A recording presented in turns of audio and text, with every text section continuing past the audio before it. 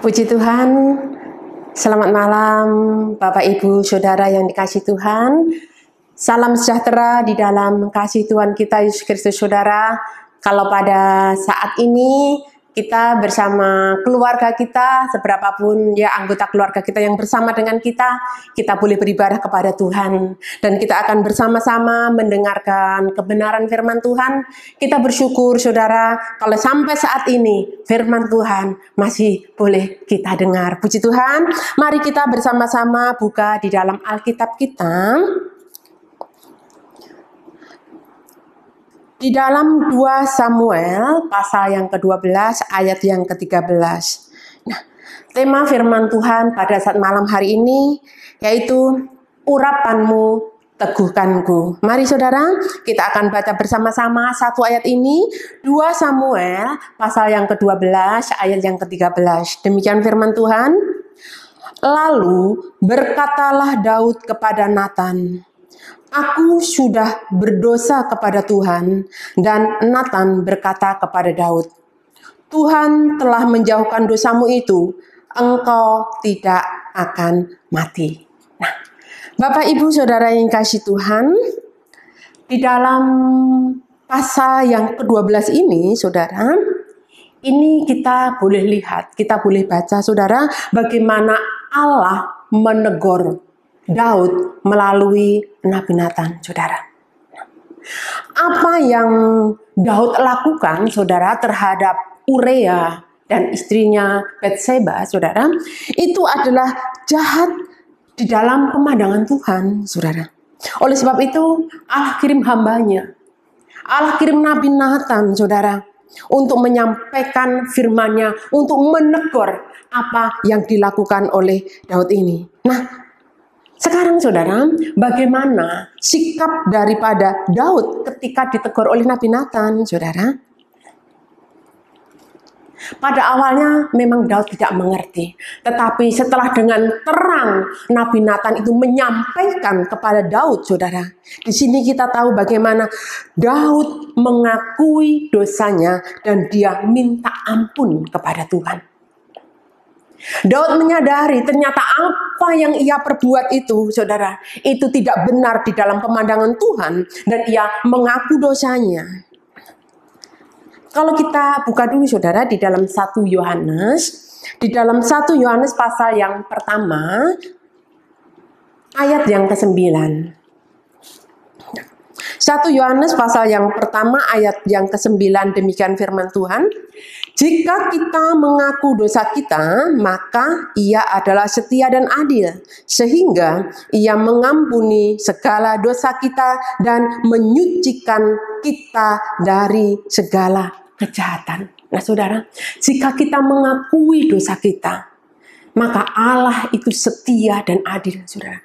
Allah mengampuni ketika kita mengaku apa yang telah kita lakukan itu adalah berdosa. Nah, saudara, menurut peraturan hukum Taurat, saudara, seharusnya dengan dosa yang dilakukan oleh Daud ini, Daud dihukum mati. Daud harus dihukum mati, tetapi saudara, karena Daud mengakui dosanya dan ia minta ampun kepada Tuhan, saudara, maka Allah pun mengampuni dosanya. Di sini dikatakan bahwa Allah mengampuni Daud, saudara. Allah mengampuni Daud, tetapi saudara, yang harus diingat bahwa Daud harus tetap menanggung akibat dari perbuatannya itu. Segala dosa yang dilakukan ketika minta ampun kepada Tuhan, maka Tuhan ampuni. Tetapi konsekuensinya, saudara, buah dari perbuatan dosa itu, saudara, harus tetap dituai. Dan Daud mengalami hal ini, saudara. Ya, anaknya bersama Batseba meninggal.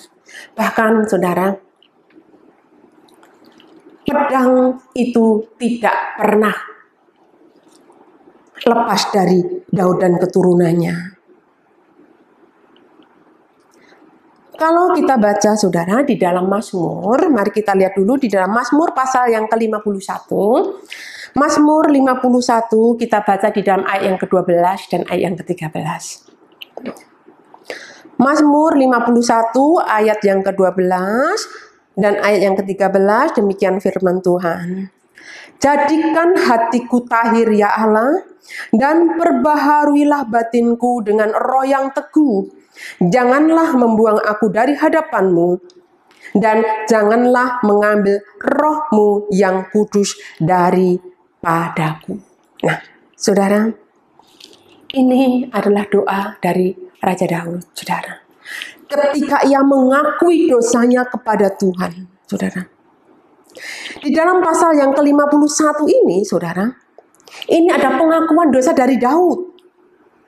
Nah, kalau kita tilik, saudara,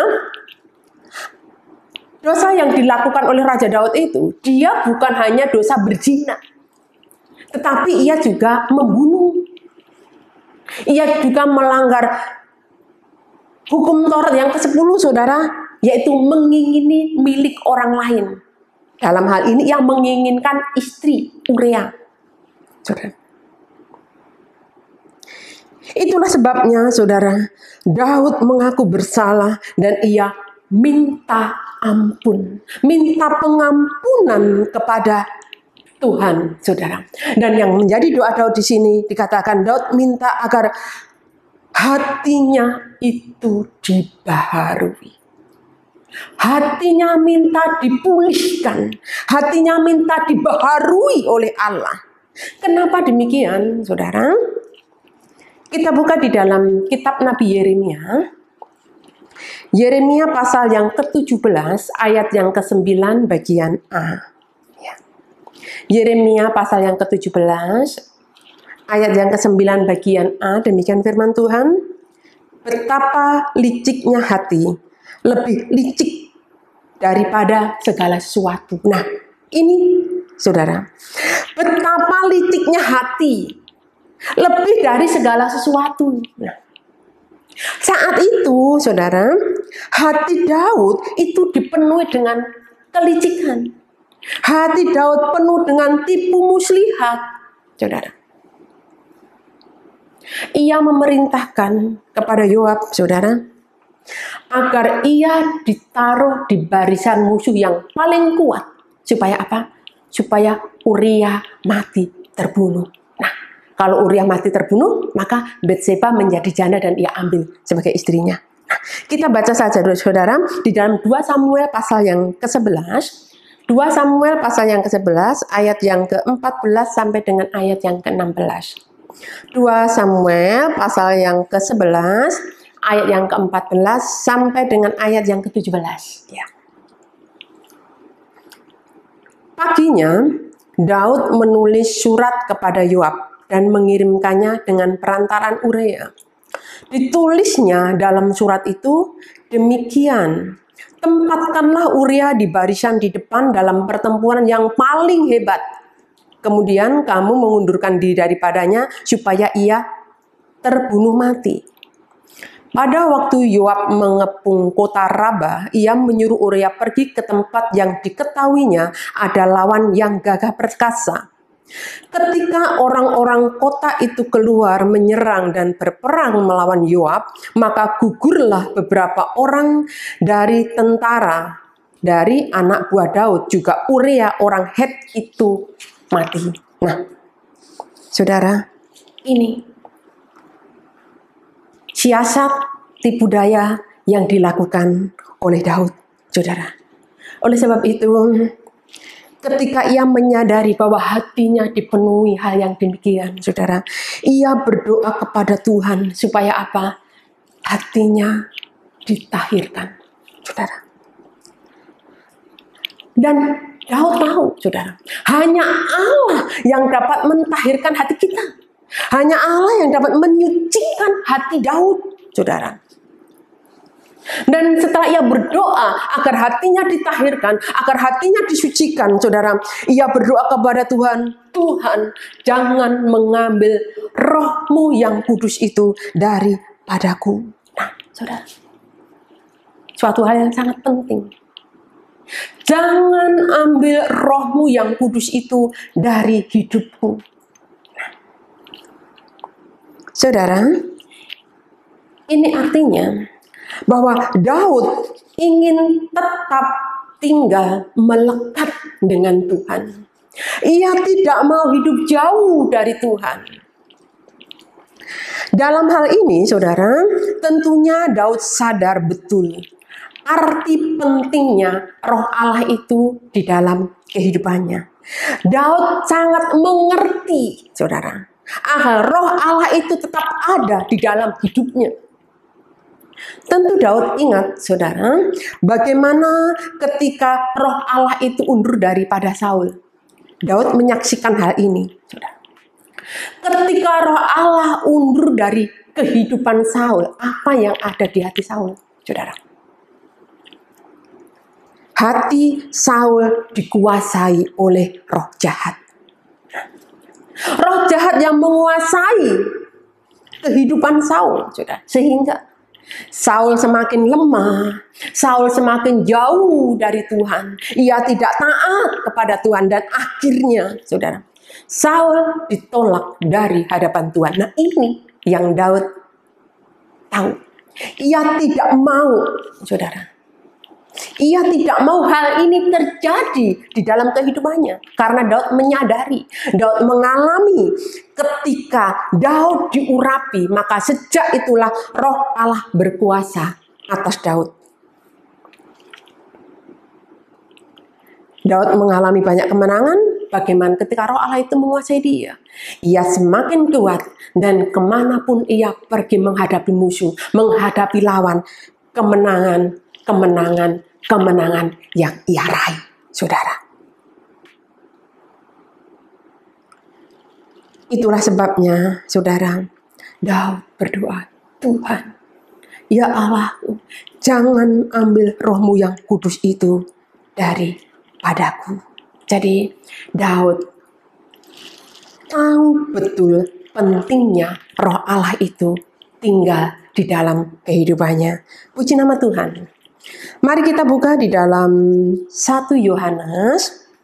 Di dalam 1 Yohanes pasal yang kedua, ayat yang ke-20. 1 Yohanes pasal yang ke-20 dan ayat yang ke-27. Kita baca 1 Yohanes 2 ayat 20 dan ayat yang ke-27, demikian firman Tuhan. Tetapi kamu telah beroleh pengurapan dari yang kudus, dan dengan demikian kamu semua mengetahuinya. Ayat 27, sebab di dalam diri kamu tetap ada pengurapan yang telah kamu terima daripadanya. Karena itu tidak perlu kamu diajar oleh orang lain, tetapi sebagaimana pengurapannya mengajar kamu tentang segala sesuatu dan pengajarannya itu benar, tidak dusta, dan sebagaimana ia dahulu telah mengajar kamu, demikianlah hendaknya kamu tetap tinggal di dalam Dia. Puji Tuhan, saudara. Di sini dikatakan bahwa orang-orang percaya, saya dan Bapak Ibu Saudara sekalian, saudara, adalah orang-orang yang telah beroleh pengurapan. Ketika Daud diurapi, saudara, ia disertai oleh Tuhan. Dan ia selalu meraih kemenangan ketika ia menghadapi musuh.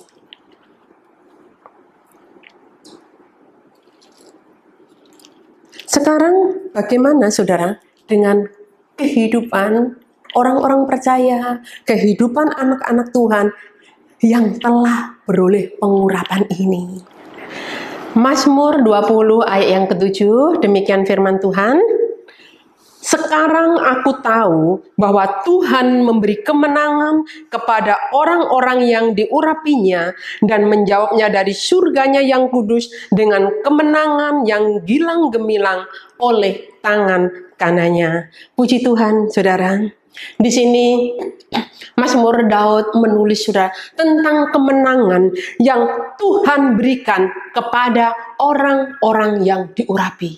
Nah, Daud, saudara, adalah pribadi yang diurapi oleh Allah melalui Nabi Samuel ketika Nabi Samuel menuangkan minyak urapan ke atas kepalanya. Jadi ia tahu ia sebagai pribadi yang diurapi oleh Allah. Dan di sini ia menyatakan, saudara, bahwa Allah memberikan kemenangan yang gilang gemilang kepada orang yang diurapinya.